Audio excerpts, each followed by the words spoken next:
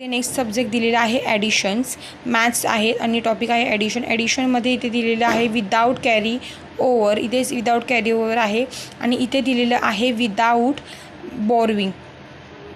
म्हणजे ह्याच्यामध्ये दिलेलं आहे हे सबट्रॅक्शन आहे, हे ॲडिशन आहे, ह्याच्यामध्ये विदाऊट बॉरोविंग दिलेलं आहे. नेक्स्ट पॉईंट दिलेला आहे, ते तुम्ही बघू शकता.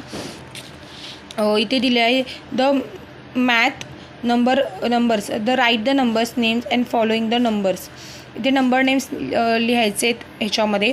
आणि नेक्स्ट दिलेलं आहे वर्ड प्रॉब्लेम सॉल्व्ह करायचे आहे. फर्स्ट स्टँडर्डच्या मुलांना वर्ड प्रॉब्लेम ॲक्च्युली नसतो, बट हे त्यांना प्रॅक्टिसमध्ये पण दिले, पण दॅट इज अ गुड ना, बिकॉज मुलं शिकतातसुद्धा आणि त्यांना पद्धतीने जमतंसुद्धा.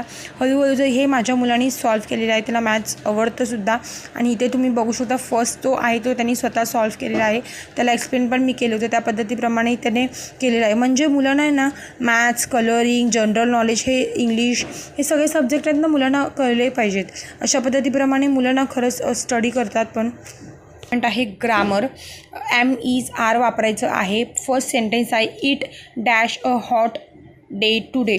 It is a day today. मग इथे इट इज येणार की इट आर येणार. इट आर तर येत नाही, मग इटच्या बाजूला इज येतं. It is a hot day today. अशा पद्धतीप्रमाणे त्यांना ॲड करून सेंटेन्स कंप्लीट करायचे आहेत. Seriously it is a very amazing book. Actually मला हे बुक खूप आवडलं माझ्या मुलासाठी रेफरन्स म्हणून. नाव इथे आहे underline the describe the word and the circle the naming word of in the following. आता ह्याच्यामध्ये पिक्चर्सचे नेम दिलेले आहेत, त्यांना फक्त सर्कल करायचं. तर ह्याला दिलेलं आहे बिझी बी, मग बिझीला सर्कल येणार.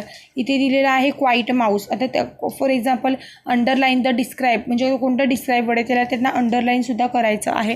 हे थोडेसे हार्ड वाटतं मुलांना सॉल्व्ह करताना, बट त्यांना जर थोडंसं ह्याच्यामध्ये समजावून सांगितल्यानंतर खरंच स्टुडंट्स इंटरेस्टेड घेऊनसुद्धा ह्याच्यामध्ये करतात.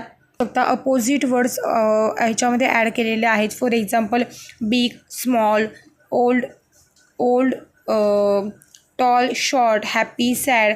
अशा पद्धतीप्रमाणे अपोजिट वर्डसुद्धा मुलांना जमतात. In, out, good, bad, give, take, fat, rich, poor.